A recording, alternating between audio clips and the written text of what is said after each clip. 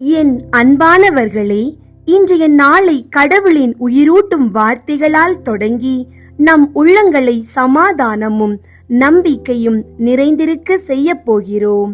இறைவன் அளிக்கும் வார்த்தைகள் ஒவ்வொரு நாளும் நமக்கு ஒரு புதிய வாழ்வையும் புதிய தைரியத்தையும் புதிய நம்பிக்கையையும் வழங்குகின்றன. இன்றைய இறைவார்த்தை உங்கள் உயிரிலும் ஆவியிலும் புதிய ஆற்றல் ஊற்றட்டும். உங்கள் பாதையில் ஒளியாக பிரகாசிக்கட்டும். இயேசு சொல்கிறார், நீங்கள் உள்ளம் கலங்க வேண்டாம், கடவுளிடம் நம்பிக்கை கொள்ளுங்கள், என்னிடமும் நம்பிக்கை கொள்ளுங்கள். நம் வாழ்க்கையில் நாம் எதிர்கொள்ளும் சோதனைகள் எண்ணிக்கையற்றவை. சில நேரங்களில் நம்மை சுற்றி நீண்ட இருட்டு பரவுவது போல் தோன்றலாம். சந்தேகங்கள் நம் நம்பிக்கையை குலைத்துவிட முயல்கின்றன. கலக்கங்கள் நம் உள்ளங்களை பதற வைக்கின்றன. எதிர்காலம் பற்றிய பயம் நம்மை சூழ்ந்து கொள்கிறது. ஆனால் இவை எல்லாவற்றையும் தாண்டி இயேசுவின் இனிய வார்த்தைகள் நம்மை நம்பிக்கையில் நிறுத்துகின்றன. உள்ளம் கலங்க வேண்டாம். இயேசு நமக்கு உறுதி அளிக்கிறார். கடவுள் நம்மோடு இருக்கிறார். நம்முடைய வாழ்க்கை பயணத்தில் நம்மை ஒருபோதும் அவர் தனியாக விட்டு விடுவதில்லை.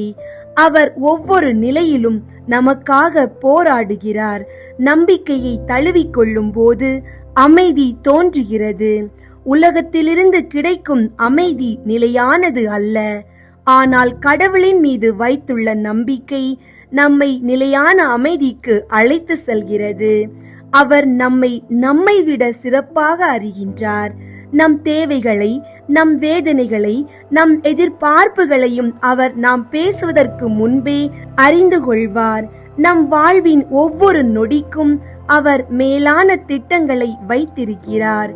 ஆகவே நம் உள்ளங்களை கலங்க விடாமல் நம்பிக்கையோடு கடவுளின் கரங்களில் நம் வாழ்வை ஒப்புக்கொடுத்து அமைதியுடனும் தைரியத்துடனும் இன்றைய நாளை தொடங்குவோம். ஜெபம்.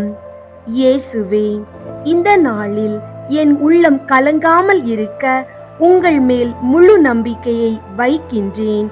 எந்த சோதனையும் என்னை இடர விடாமல் சமாதானத்தில் நான் நிலைத்திருக்க அருள் தாரும். ஆமேன்.